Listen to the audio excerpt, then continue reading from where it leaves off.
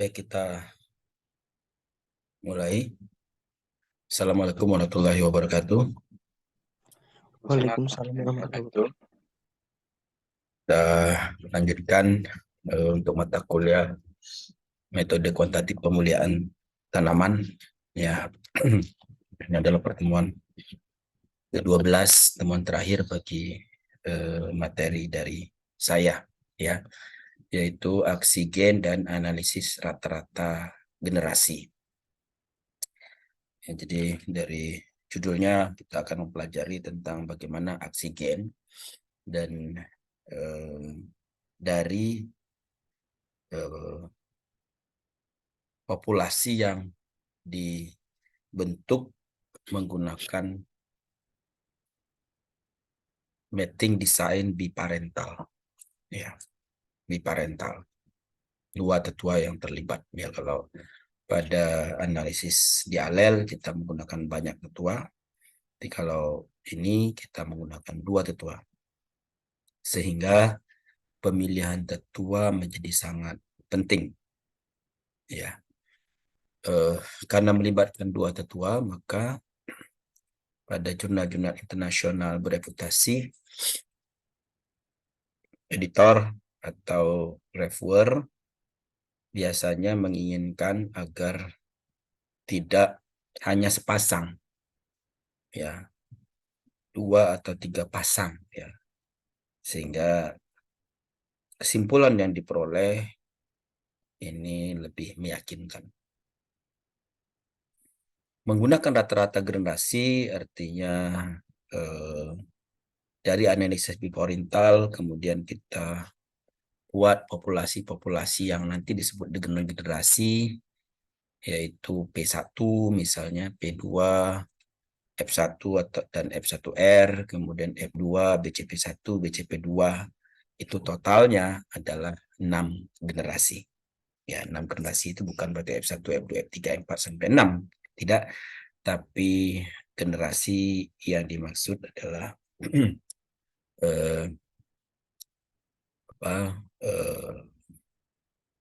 populasi-populasi yang dibentuk atau yang tersedia. Jadi biasanya menggunakan 6 generasi, yaitu P1, P2, F1, dan F1R itu menjadi satu kesatuan kalau misalnya tidak ada efek resiprokal.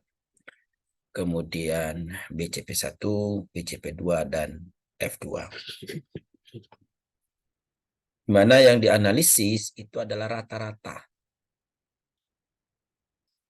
Rata-rata dari masing-masing populasi tersebut. Sehingga yang penting kita perhatikan adalah bahwa tetua-tetua yang digunakan harus sangat distinct. Karena ini sangat terpengaruh pada analisis ini. Yang kedua, lingkungan tempat menanam ini harus sehomogen mungkin pada populasi F2, tapi lalu kalau akan melibatkan jumlah tanaman F2 yang banyak, maka dirancang sedemikian rupa agar populasi homozigot homogen, ketua misalnya P1 dan P2, ataupun juga populasi heterozigot homogen, itu yaitu F1, F1R, itu disebar, ya, disebar di populasi F2. Jadi kalau misalnya F2-nya ada 300, harapannya F2 bisa 500, begitu, sehingga kalau 300 ya mungkin lingkungannya tidak terlalu luas, sehingga kita buat saja 3 ulangan, 3 kelompok. Kelompok 1, kelompok 2, kelompok 3, di mana kelompok 1 itu ada P1, P2, F1, F1R. Kemudian kelompok 2 juga demikian, kelompok 3 juga demikian. Lalu F2-nya adalah di sela-sela itu, dan juga BCP1, BCP2 juga diatur sedemikian rupa sehingga dia juga mengikuti kelompok tersebut. Meskipun analisis F2 dan BCP1 ini tidak bisa berdasarkan kelompok. Tapi dengan demikian maka lingkungan yang lingkungan yang diperoleh dari tanaman-tanaman tersebut, pengaruh lingkungan yang diperoleh dari tanaman tersebut menyebabkan performa tanaman sedemikian rupa itu sudah dapat diduga, sudah dapat kita dapatkan nilainya pada P1, P2, F1, F1R. Nah, jadi tidak bias nantinya. Kalau tidak diulang maka ada blok yang kemungkinan berbeda dengan yang dialami P1, P2 karena nanti P1, P2, F1, F1R itu akan menduga faktor lingkungan yang tidak dapat diduga oleh tetua atau populasi homozigot homogen dan heterozigot homogen tersebut. Sehingga perlu dirancang sedemikian rupa agar lingkungan yang dialami oleh F2, BCP1, BCP2 itu dapat diduga oleh populasi P1, P2, F1, dan F1R. Ya. Mengapa P1, P2, F1, F1R bisa menduga lingkungan, faktor lingkungan? Karena F1, P1 itu adalah homozigot homogen, P2 itu juga homozigot homogen, F1 adalah heterozigot homogen. Ya. Artinya ada secara genetik mereka semuanya sama. Setiap individu secara genetiknya sama. Kalau ada perbedaan perform di antara individu-individu tersebut, maka perbedaan tersebut akibat dari faktor lingkungan, bukan faktor genetik. Karena perform atau fenotip itu ada faktor genetik, faktor lingkungan, dan faktor interaksi.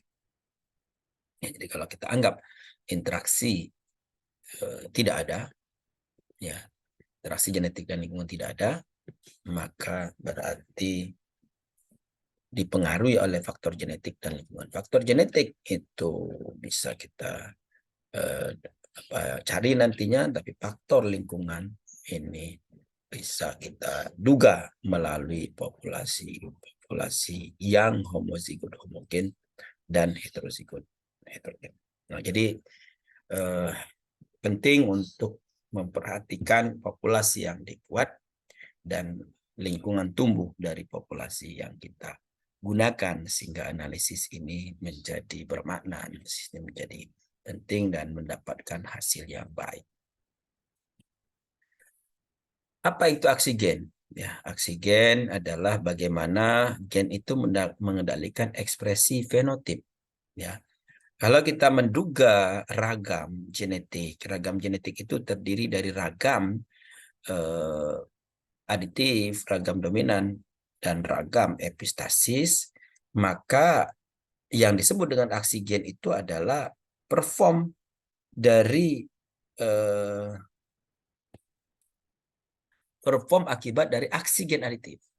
Jadi kalau setiap individu itu menyebabkan aksi gen, maksud saya menyebabkan aksi gen apakah itu aditif, dominan, atau epistasis, setiap individu mengekspresikan itu, maka ragam yang dibuat akibat dari aksi gen itu adalah ragam genetik, ragam fenotip, ragam genetik, ragam aditif, ragam dominan, dan epistasis. Ya, jadi aksi gen itu adalah performnya, lalu kemudian dari masing-masing perform tanaman itu akan terbentuk ragam. Ya. Nah, jadi ditentukan oleh aksi gen yang terjadi, bentuk interaksi yang terjadi antar alel pada lokus yang sama, ya apakah itu aditif, apakah dominan, maupun interaksi antar alel pada lokus yang berbeda atau epistasis. Jadi kalau pada lokus yang sama akan lihat apakah itu dominan, ya atau aditif, maupun interaksi pada alel pada lokus yang berbeda, apakah ada interaksi aditif-aditif atau interaksi aditif dominan dan dominan-dominan. Jadi untuk karakter kuantitatif, maka interaksi gen dapat terlihat dari perbedaan penambahan nilai oleh suatu alel pada total nilai suatu genotip. Ini misalnya pola oksigen. Kita penting saya sampaikan tadi untuk menentukan tetua yang terlibat dalam analisis genetik ini, P1 dan P2. Tetuanya harus sangat distinct, sehingga kalau P1-nya itu paling rendah, P2-nya adalah paling tinggi, maka kalau dia berada pas di antara keduanya, ini setengah-setengah, ini setengah-setengah, ya pas ini dia berada di antara P1 dan P2. Kalau misalnya P1 itu adalah 6, P2 itu adalah 10, maka yang pas di tengah-tengah adalah berjumlah 8. Itu disebut aditif.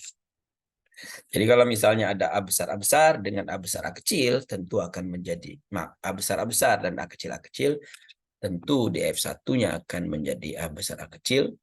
A besar menyumbang separuh. Jadi kalau A besar itu adalah 10, maka A besar menyumbang 5. Ya. A kecil adalah 6, A kecil menyumbang 3, maka 5 tambah 3 adalah 8.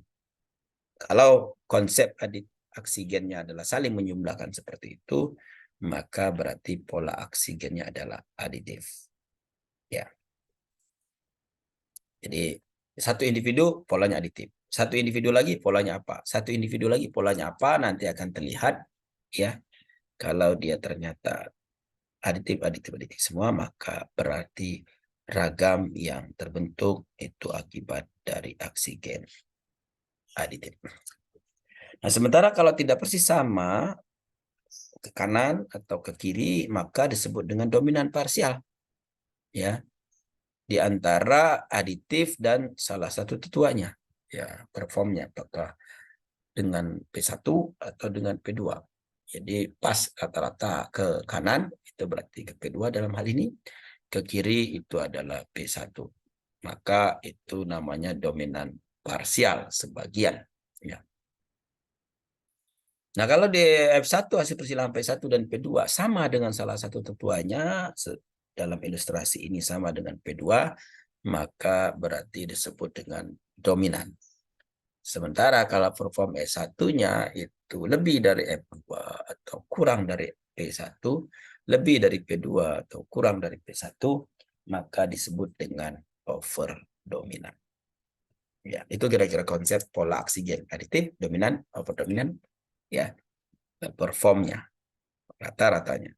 Dan kalau misalnya kita hitung ragam, ada keragaman nanti, maka ragam itu bisa terlihat apakah dia adiktif, dominan, atau epistasis, atau overdominan. Ini adalah ilustrasi yang lain, bahwa ini adalah ilustrasi bagaimana pola aditif itu terjadi. Jadi kalau melibatkan dua gen, ya masing-masing dua alel, A besar, A besar, A besar, A kecil, dan A kecil, A kecil, ini berarti dua alel, B besar, B besar, B besar, B kecil, B kecil, B kecil, berarti adalah lokus yang kedua, tetap apa namanya, dua alel, ya.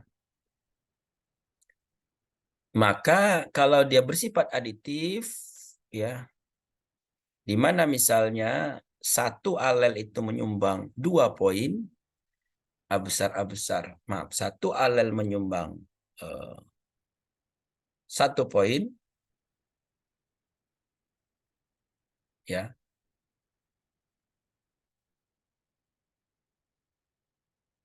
Dengan demikian maka A besar itu adalah 2, B besar itu adalah 2, maka 2 ditambah 2 adalah 4. Jadi dengan adanya A besar dia akan menambah 1 poin. Dengan menambah 2 A besar maka menambah 2 poin. Itu konsep aditif. Ya. Sementara kalau misalnya dia tidak ada dominan, maka dia akan 0. 0 itu artinya standar. Jadi kalau misalnya tinggi tanaman itu adalah 30 cm, ya, maka dalam keadaan homozigot resesif, A kecil, A kecil, B kecil, B kecil, itu adalah 30 cm. Setiap penambahan alel dominan akan menambah 1 poin. Satu alel dominan, misalnya A besar A kecil dengan AB kecil B kecil, berarti tambah 1 poin. Demikian juga kalau misalnya B besar B kecil, A kecil, tambah 1 poin. A besar, B kecil, tambah 2 poin. B besar, A kecil, tambah 2 poin. A besar, B kecil, tambah 3 poin. Karena kapitalnya ada 3. Ya. A besar, A kecil, B kecil, tambah 2 poin. Dan seterusnya sampai ke A besar, B besar, tambah 4 poin. Nah, kalau bersifat menambahkan ini, maka disebut dengan aksi gen aditif. Ya, aksi gen aditif. Sementara contoh dari kolom yang kedua ini adalah kalau, ya, dalam keadaan homozigot dominan sama dengan dalam keadaan heterozigot, ya. Jadi kalau homozigot dominan itu adalah 1 plus 1 menjadi 2, tapi lalu dalam keadaan heterozigot B besar B kecil itu harusnya 2 tambah 1, 1 tambah 0, ya, 1. Tapi karena hal yang berbeda, maka A besar A kecil saya katakan tadi sama dengan A besar 2 poin. Nah, jadi kalau misalnya A besar A kecil dengan B kecil B kecil, ini tambahannya 2 poin. Demikian juga kalau B besar B kecil A kecil tambahnya 2 poin. Ya. Kalau A besar dengan B besar B kecil, maka tambahannya 4 poin karena 1 poin berasal dari A besar, 1 poin lagi berasal dari B besar B kecil. 2 poin lagi berasal dari B besar B kecil. Demikian juga dengan B besar B kecil, A besar A kecil, A besar A kecil, B besar B kecil, itu A besar A kecil 2 poin, B besar B kecil 2 poin, sehingga tambahannya adalah 4. Pola ini disebut dengan aksi gen dominan karena A besar A kecil sama dengan A besar A besar. Dalam keadaan heterozigot sama dengan dalam keadaan homozigot dominan. Nah, untuk kasus yang ketiga adalah epistasis gen action komplementari. Ya, dalam keadaan ada homozigot resesif, ada alel homozigot, maka dia akan bersifat 0. Dia harus dominan semua, di mana ya ketemu alel dominan dengan dominan. Maksud saya adalah kalau ada alel resesif, maka dia akan 0 semua. Baik itu alel resesif akibat dari lokus A kecil maupun alel resesif dari lokus B kecil. Dia akan bernilai kalau ada A besar A kecil, B besar B kecil. Sehingga A besar A kecil, B besar B kecil itu akan membentuk 4 poin. Ya, mirip dengan pada gen aksi gen dominan. Ini disebut dengan epistasis gene action complementary. Ya. Sementara dominan itu artinya ketika, ya, dalam keadaan heterozigot itu dia lebih dari 2 poin. Karena dalam keadaan homozigot 2 poin, 1 tambah 1. Dalam keadaan heterozigot dia lebih dari 2 poin. Ini contoh adalah 3 poin. Sehingga kalau dia heterozigot dua-duanya lokus, maka menjadi 6 poin. Ini dengan kasus bahwa antara lokus tidak ada epistasis. Antara lokus tidak ada interaksi, sehingga interaksinya bersifat aditif, ya.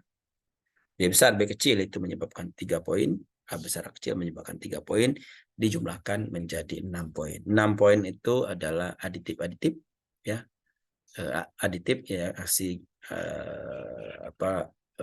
aditif-aditif epistasisnya atau dominan-dominan epistasisnya tergantung.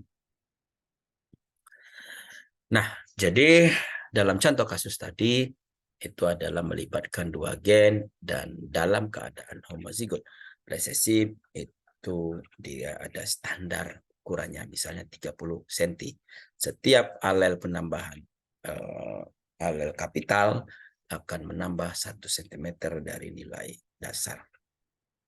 Itu konsep oksigen. Nah, dari situ maka kita akan coba untuk melihat modelnya bagaimana komponen-komponen aditif dominan epistasis di dalam generasi-generasi yang kita jadikan alat uji, ya. Sehingga tujuan dalam rata-rata generasi itu untuk menduga besarnya komponen aditif dominan dan epistasis terhadap nilai rata-rata generasi dari suatu karakter. Jadi karakter itu kira-kira bagaimana besar, berapa besar komponen aditifnya, berapa besar komponen dominan aja, berapa besar komponen epistasisnya. Lalu dari besaran itu coba dibuat model genetik yang mengendalikan suatu karakter. Modelnya seperti apa? Apakah aditif dominan saja atau aditif dominan epistasisnya apa aditif. Dan kemudian model yang kita coba lihat tadi diuji apakah sesuai atau tidak. Itu saya kira materi. Apa manfaatnya? Manfaat bagi pemulia kalau kita sudah tahu oksigennya, ya, kita duga oksigennya aditif dominan epistasis, maka kita bisa menentukan metode seleksi dan varietas yang akan dihasilkan. Tentu ini di samping sistem reproduksi yang masih dapat dimanipulasi. Sistem reproduksinya apakah dia tanaman menyerbu sendiri, menyerbu silang, atau membiak secara vegetatif. Jika oksigen aditifnya paling besar perannya, maka seleksi dalam populasi akan efektif mengakumulasi gen-gen aditif yang diinginkan. Ya, varietas yang dihasilkan berupa galur murni. Kita bisa melakukan seleksi dari masing-masing populasi tersebut karena kalau dia dalam keadaan terbaiknya, maka berarti dalam keadaan homozigot dominan. Karena homozigot dominan dengan heterozigot ini menampilkan perform yang berbeda. Heterozigot berada di bawah di antara homozigot dominan dan homozigot resesif, sehingga mudah kita melakukan seleksi kalau dalam keadaan oksigen aditif, karena kita bisa membedakan antara yang homozigot dominan dengan heterozigot. Namun jika oksigen dominan yang paling besar perannya, seleksi antar populasi, varietas yang dihasilkan berupa hibrida.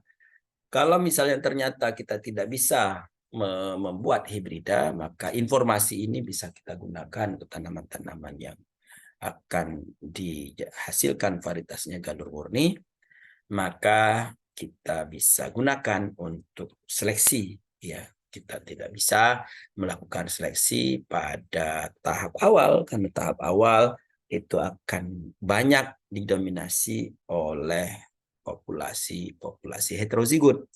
Jadi kalau populasi heterozigot, maka performnya akan sama dengan populasi homozigot dominan atau malah lebih dari populasi homozigot dominan, sehingga ketika kita melakukan seleksi pada saat itu akan terambil yang tidak homozigot, akan terambil yang heterozigot, karena heterozigot performnya lebih baik daripada yang homozigot dominan.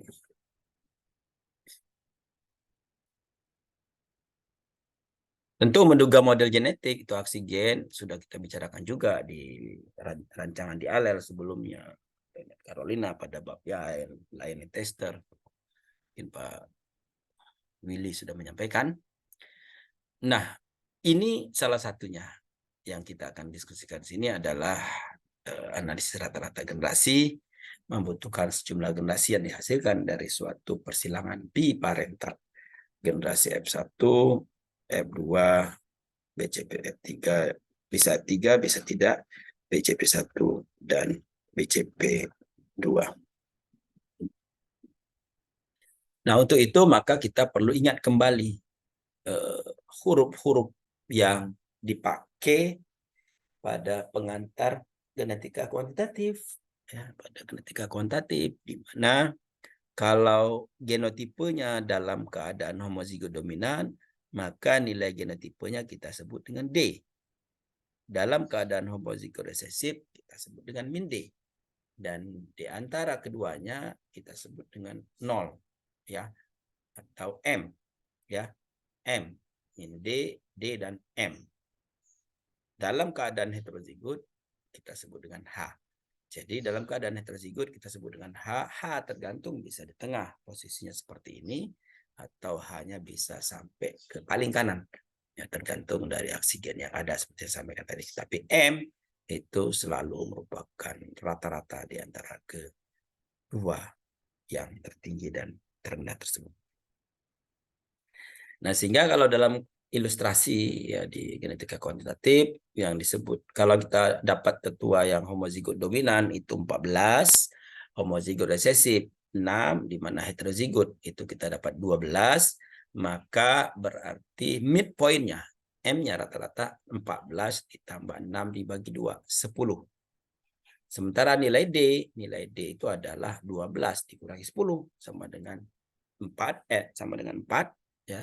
Min D sama dengan min 4. Nilai H adalah 12 dikurangi 10 sama dengan 2. Dengan demikian kita dapat nilai D, kita dapat nilai H, dan kita dapat nilai M. Nah, nilai-nilai ini nanti akan kita gunakan untuk informasi. Jadi ada M, ada D, ada H. Dengan menggunakan ketiga parameter tersebut di atas, MDH, maka kita bisa putar-putar saja yang disebut dengan P1. P1 itu apa? P1 itu adalah, ya rata-rata P1 itu adalah M ditambah D. Nah, P1 itu adalah M ditambah D. Ini P1, 14. M-nya adalah 10, D-nya adalah 4. Ya, jadi 10 tambah 4, 14. Itu P1. Kita dalam hal ini meletakkan P1 itu adalah angka yang besar. Ya Bapak Ibu sekalian, kalau nanti Anda meletakkan P1 di angka yang kecil harus dibalik dalam analisis ini.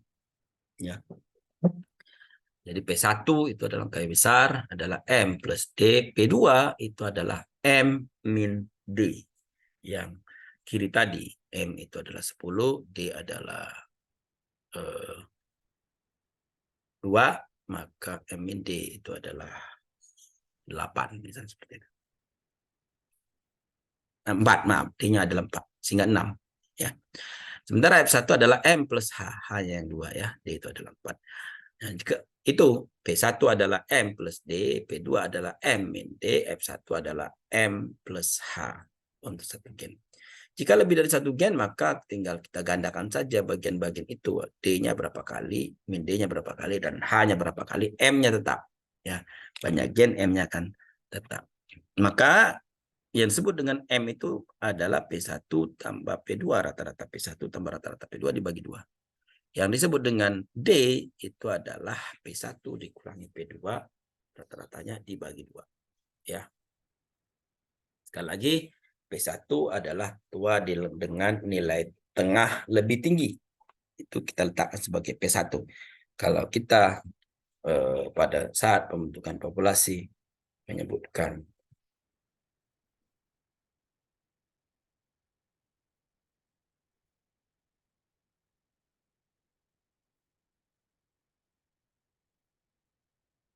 kalau kita pada saat pembentukan populasi itu menyebutkan yang paling kecil, ya maka pada saat analisis kita balik. Ya. Nah, dari ketiga itu dapat kita hitung rata-rata generasinya.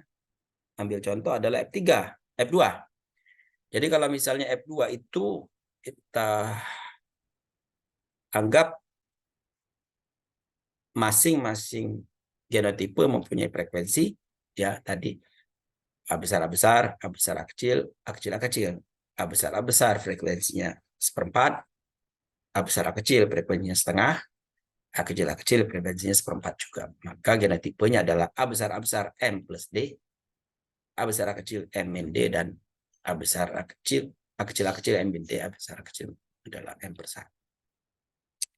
Dari sini kita bisa mendapatkan F2. F2 rata-ratanya berarti 1/4 dikali M plus D ditambah setengah dikali M plus H dan 1/4 kali M min D. Ya, frekuensi kali nilai genotipe. Maka 1/4 M, 1/4 M, 1/4 M dan minus 1/4 M. Berarti habis D-nya minus 1/4 D. Maka minus 1/4 plus 1/4 D dengan minus 1/4 D menjadi habis 1/4 M ditambah 1/4 M ditambah setengah M, ya 1/4 tambah 1/4 pada setengah tambah setengah menjadi 1 M. Sementara H adalah setengah H. Ya, dengan demikian maka rata-rata adalah M ditambah setengah H. Ya. Dengan cara yang sama dapat diduga rata-rata generasi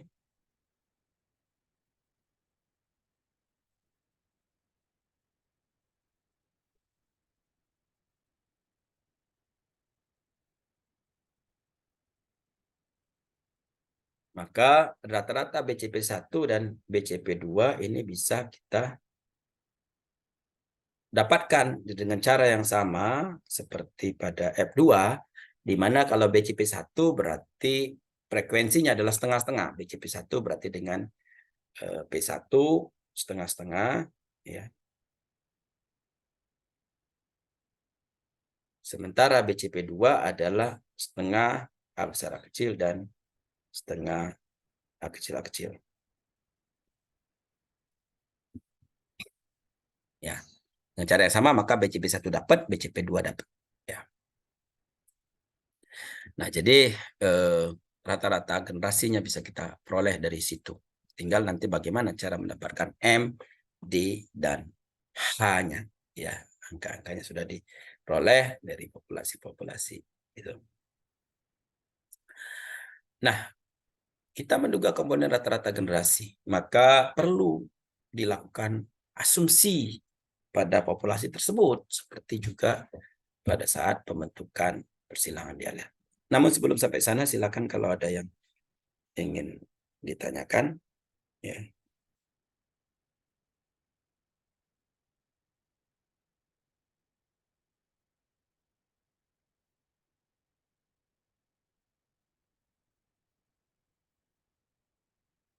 Kalau tidak ada, saya akan lanjutkan.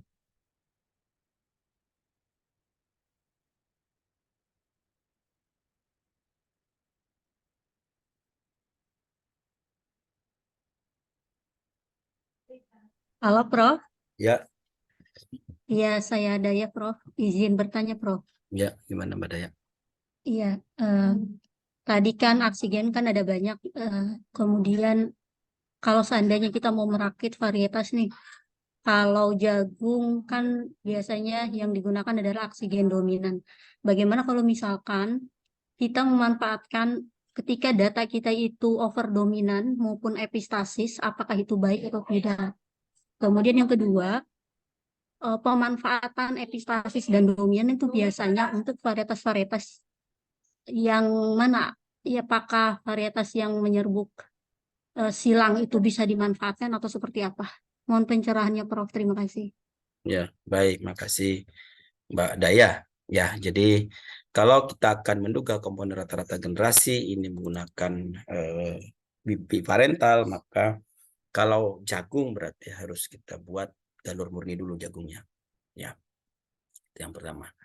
Yang kedua, kalau ternyata diperoleh bahwa oksigennya adalah dominan, overdominan, dan epistasis, maka berarti kita bisa memanfaatkan fenomena itu.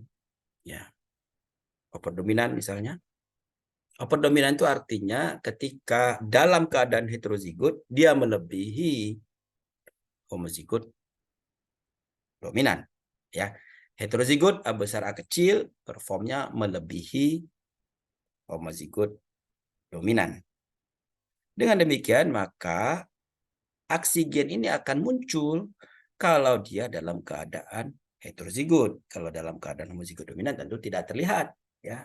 Homozigot dominan dia bersifat aditif saja. Dia akan terlihat kalau misalnya A besar A kecil. Akan lebih besar daripada A besar A besar.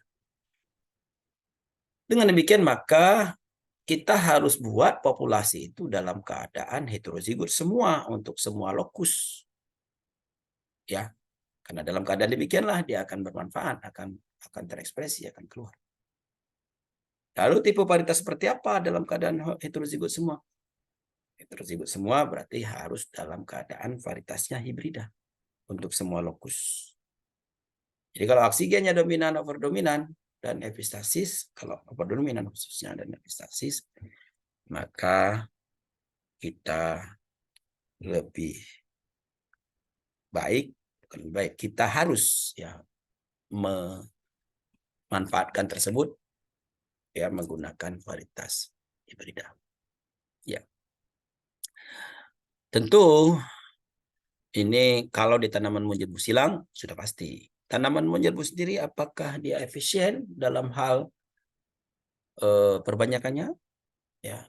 Nah, kalau dia tidak efisien, maka informasi-informasi oksigen tadi itu dapat kita gunakan dalam rangka kita seleksi.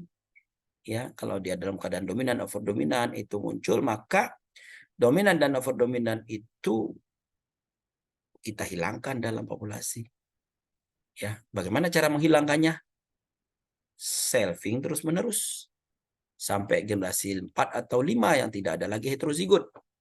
Kalau dia tidak ada lagi heterozigot, berarti kita melakukan seleksi tanpa dicemari ada informasi heterozigot. Kalau dapat yang bagus, berarti sudah homozigot dominan. Ya, kalau tidak kita hilangkan yang heterozigot, maka setiap kali kita mendapatkan yang bagus, berarti tanaman itu dalam keadaan heterozigot. Kalau kita ambil heterozigot, ambil lagi heterozigot, nggak selesai seleksi kita. Itulah mengapa kalau dia ternyata adalah lebih banyak dominan dan overdominan, yang tercermin dari heritabilitas arti sempitnya yang kecil, tetapi heritabilitas arti luasnya besar, ada gap yang cukup besar antara heritabilitas arti sempit dan arti luas, maka kita tidak bisa melakukan seleksi pada generasi awal. Karena berarti kalau dalam keadaan kalau kita populasi awal itu kan peluang mendapatkan heterozigot itu 50%. Dengan dia menonjol performnya karena akibat dari oksigen dominan over dominan, maka peluang terambilnya akan besar kalau kita paksakan untuk seleksi. Demikian, Mbak Daya. Ya.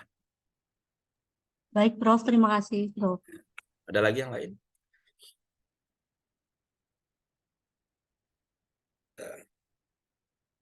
Lanjutkan, ya.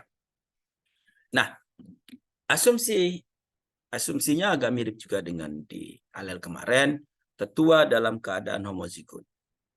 Pola pewarisannya diploid atau berperilaku sebagai diploid. Tidak ada keterpautan gen. Kalau ada keterpautan, dia akan mempengaruhi analisis kita. Tidak ada pengaruh tetua betina. Tidak ada ekstra kromosomal. Tidak ada interaksi antara genotipe dan lingkungan. Kalau ada, maka kita harus menanam di beberapa lokasi.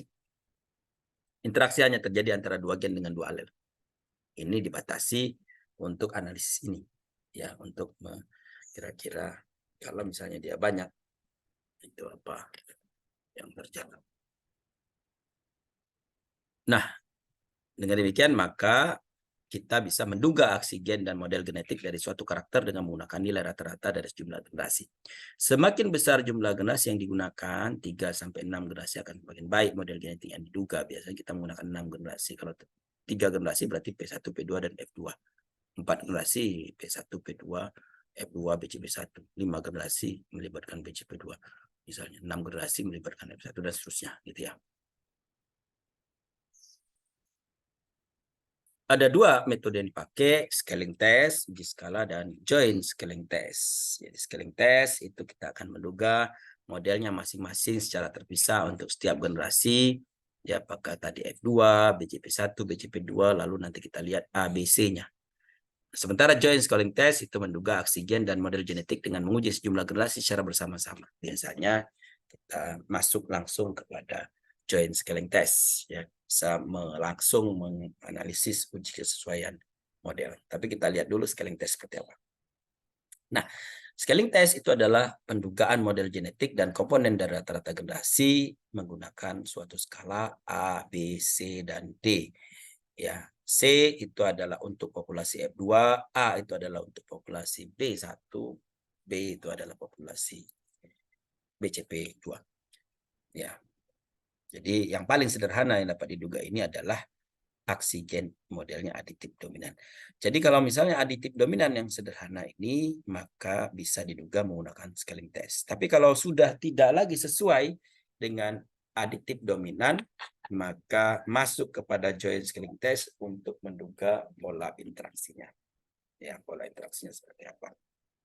Scaling test berarti yang sederhana, aditif dominan saja. Misalnya kita menduga di F2, maka ya ekspektasi dari F2 itu, dugaan dari F2 itu adalah M plus setengah H. Kita sudah lihat tadi. M plus setengah H. Di mana M itu adalah setengah. Ya, M itu adalah setengah. M itu kan kita tidak tahu. Kita tahu itu adalah P1, P2, F1, dan P2. Maka M dan H kita urai lagi menjadi P1, P2, F1. M itu adalah P1 tambah P2. Ya. F itu ada, F1 itu ada, P2 itu ada. Ya. Sehingga apa yang kita duga, yang namanya menduga dari F2 kan dari populasi P1, P2, dan F1 untuk menduga F2. Kita sudah bisa menduga O2 dari F1 itu kira-kira kita sudah bisa menduga dari F2 itu kira-kira seperti ini. Seperempat dari rata-rata P1, setengah dari rata-rata F1, dan seperempat dari rata-rata P2. Ya. Bisa kita duga.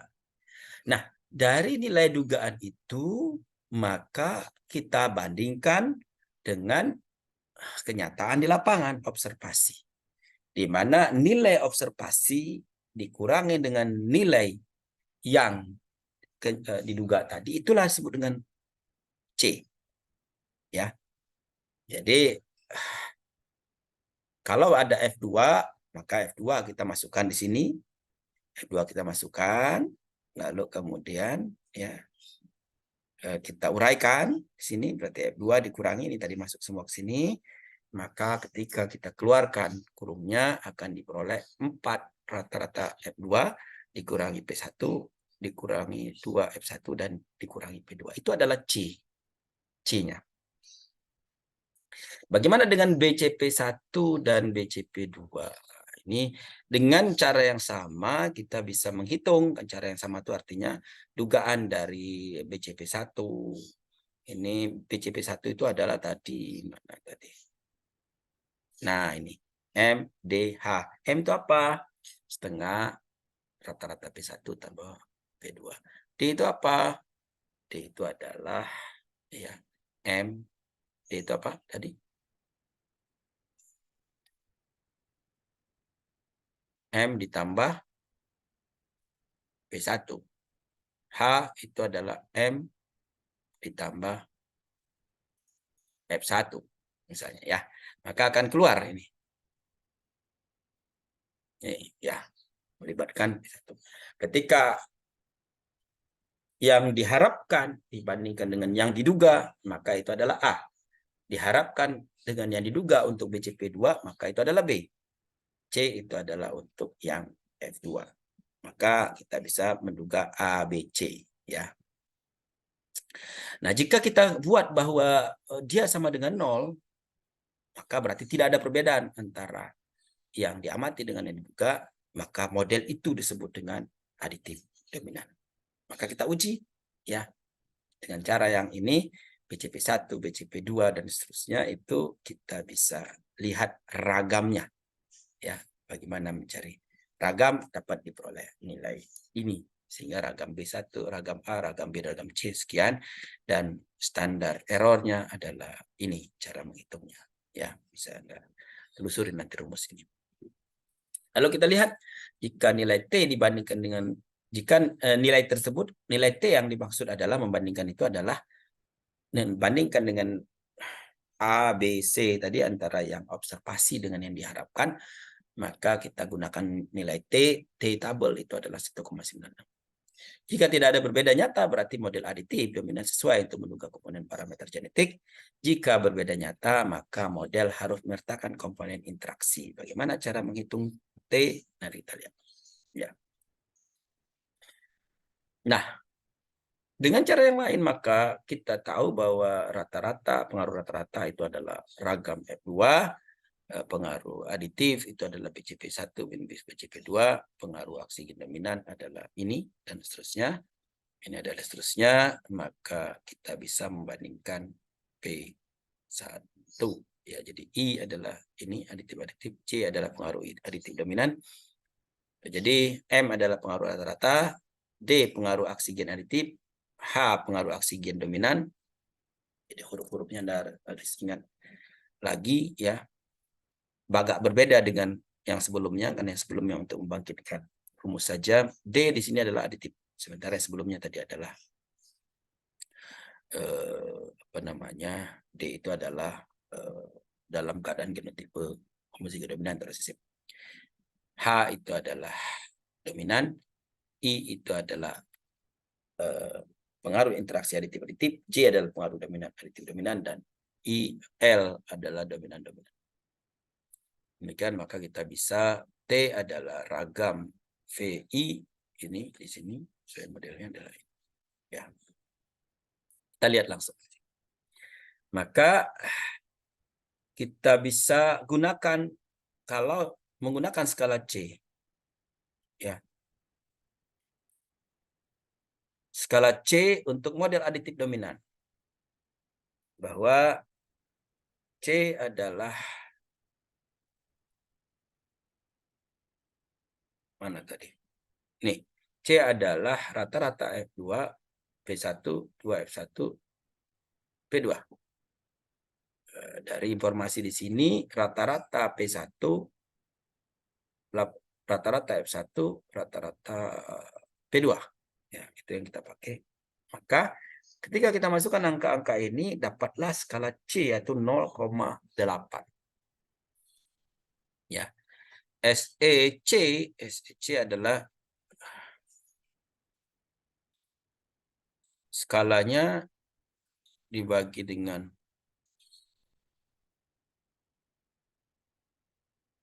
T-nya adalah ya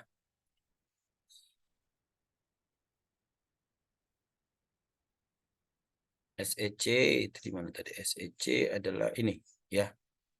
Ragam adalah ini, bisa kita dapatkan dari sini. Maka T dapat diperoleh 0,234. Ketika dibandingkan dengan tabel 1,96, maka berarti C sesuai untuk model aditif dominan. Ya.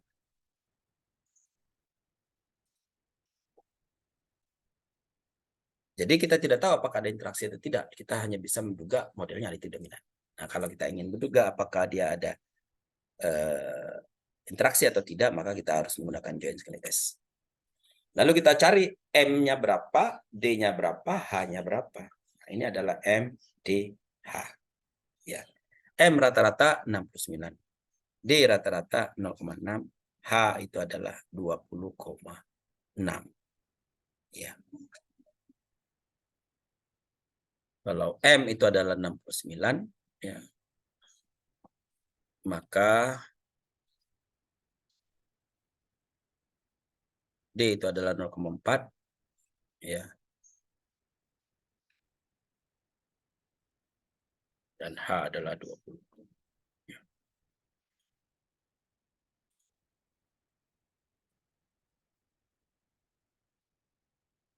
F1-nya 89, ini 20. Ya. D adalah P1 dibagi 2, 0,6. Ya, jadi ini kalau di contoh tadi D itu adalah yang 4. Nah, kenapa D-nya tidak terlalu besar? Sementara F1-nya bisa berada besar, ya, bisa di luar. Karena tetua yang digunakan, kalau kita lihat ini tetua yang digunakan tidak layak untuk pengujian. Ini harus hati-hati. Ini contoh yang kurang baik. Kalau tetua yang digunakan tidak terlalu distinct, ya, tetua yang digunakan tidak terlalu distinct, maka hasilnya akan seperti ini. Tetua P1 69,6, tetua P2 68, F1 mesti berada di luar, F2 di luar juga akhirnya, gitu ya. Kalau seperti ini berarti kemungkinan oksigen itu adalah aditif dominan, tapi dominan lebih besar dibandingkan dengan aditif. Ya. Baik, berikutnya adalah joint scaling test. Kita bisa menggabungkan ya untuk melihat apakah ada interaksi atau tidak dan bagaimana pola interaksinya. Ya, kelebihan joint scaling test itu dapat menduga MDH ya. Kalau tadi scaling test hanya bisa MDH, tapi juga ini ada interaksi. Jadi menduga beberapa generasi secara bersama-sama dapat menguji modelnya seperti apa jika tersedia cukup derajat bebas. Maka model oksigen yang akan diduga itu mempunyai 6 parameter di sini. Ada pengaruh rata-rata, pengaruh aditif, pengaruh dominan, pengaruh aditif-aditif, pengaruh aditif dominan, pengaruh dominan-dominan. Ya. Kalau kita punya 6 generasi, maka ada pengaruh aditif dominan, pengaruh aditif dominan, aditif-aditif, pengaruh aditif dominan, aditif dominan, pengaruh aditif dominan, aditif dominan, dan dominan-dominan. Dengan menggunakan 6, maka kita hanya bisa sampai L. Ya. Aditif, dominan, aditif-aditif, aditif dominan, dan dominan-dominan. Lewat dari sini, kita tidak bisa sampai ke sini, kita harus sampai J. Ya, kalau ingin sampai L, maka kita harus menggunakan populasi F3. Ya, karena populasi kita hanya 6 parameter, maka tidak dapat kita menggunakan sampai L, karena derajat bebasnya tidak cukup. Ya, harus tambah 1 lagi. F3 baru bisa menduga sampai ke oksigen dominan-dominan.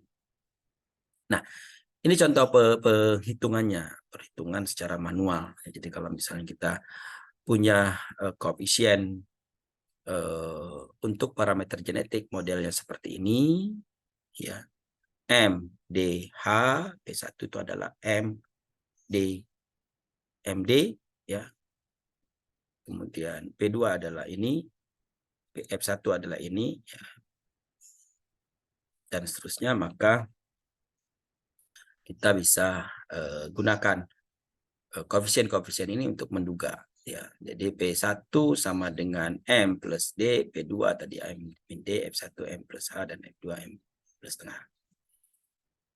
Kita ambil contoh pada populasi sorghum, ya, model aditif dominan. Ini P1-nya 16, P2-nya 25. Ini populasi yang cukup baik karena distinct antara P1 dan maaf. Minnya P1-nya 1,4, P2-nya 2,2. Ya. Rata-ratanya.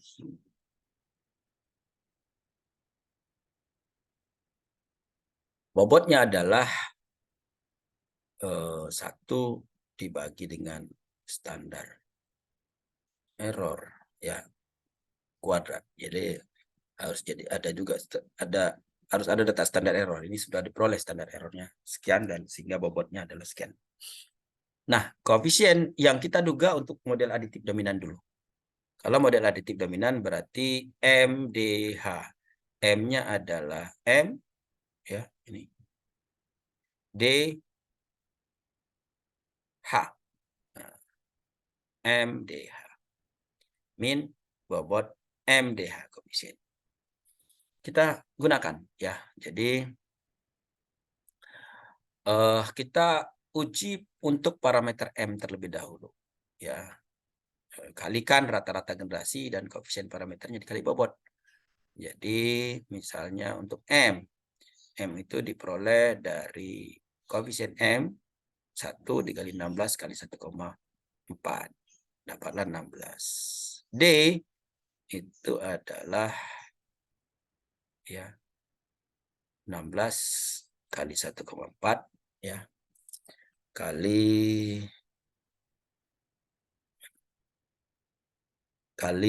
bobot kali D. D-nya adalah 1 ya. Dapat 16. H itu adalah 0. Sehingga 1,4 dikali 16 dikali 0 maka 0. Min itu adalah M ya, M dikali rata-rata dikali bobot maka 1,4. Mohon maaf, tadi 16 itu adalah 1 kali 16, 1,4 tidak terlibat. Yang 1,4 terlibat itu adalah min ya. Koefisien M dikali nilai rata-rata dikali bobot maka 23. Ya. Dengan cara yang sama untuk P2, F1, F2, BCP1 dan BCP2 sehingga dapat angka-angka ini. Ya, pada angka-angka ini.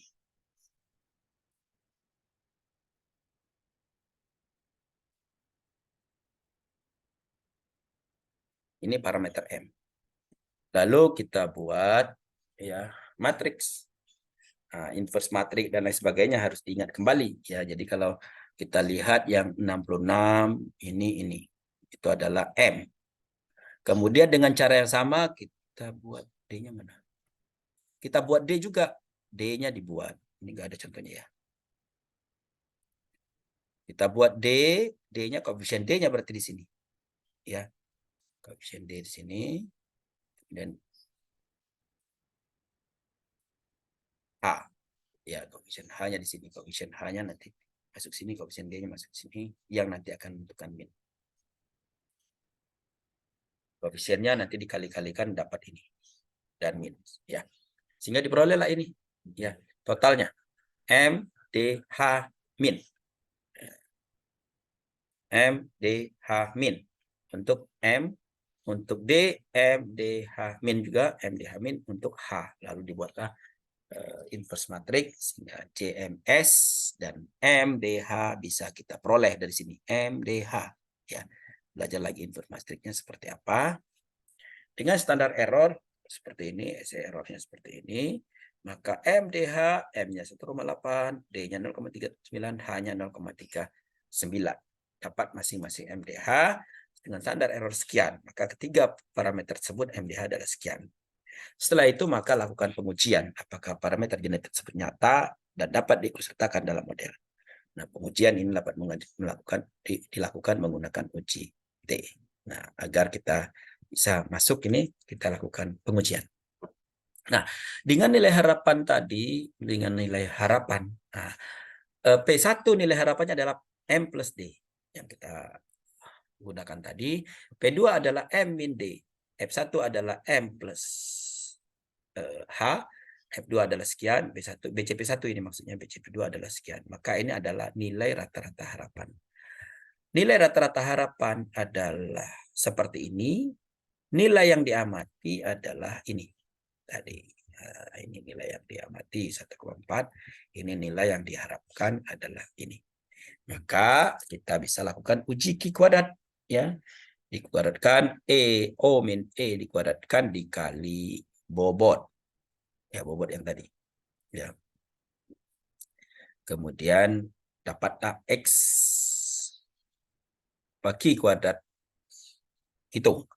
Di kuadrat hitung dikalikan Q kuadrat tabel, maka berarti ya dia sesuai modelnya. Ya. Modelnya sesuai karena dia lebih kecil. Karena dia derajat bebasnya adalah 3. Ya, bebasnya 3. Maka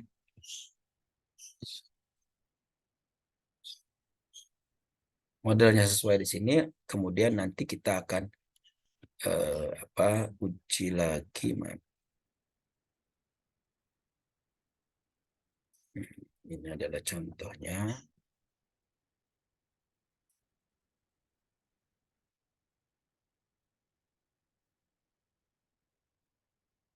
Nah, ya.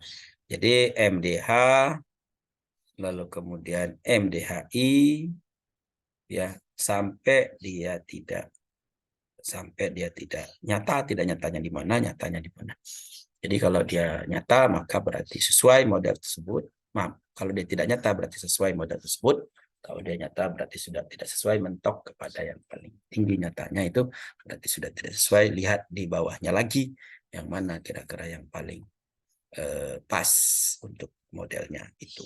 Ya, dari situ bisa kita lihat modelnya apakah aditif, dominan, epistasis, epistasis, aditif, atau aditif dominan, dan seterusnya. Itu adalah joint scaling test. Nah, dari joint scaling test tadi, maka kita bisa menduga yang lain, ya. Yang lain lagi, bahwa nilai heritabilitasnya seperti apa, bisa kita duga dari sini. Ya, ini. Seperti biasa kalau heritabilitasnya seperti biasa. Itu saya kira. Ada pertanyaan?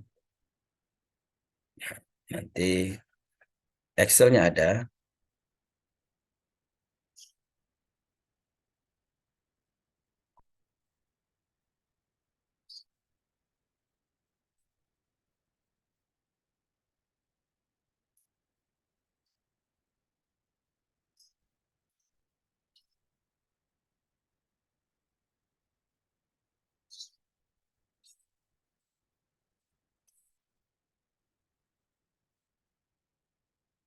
Kalau tidak ada, kita cukupkan sampai di sini. Praktikum dengan Pak Arya. Sampai ketemu di lain kesempatan. Assalamualaikum warahmatullahi wabarakatuh. Waalaikumsalam warahmatullahi wabarakatuh. Terima kasih, Terima Prof. kasih, Pak. Sama-sama.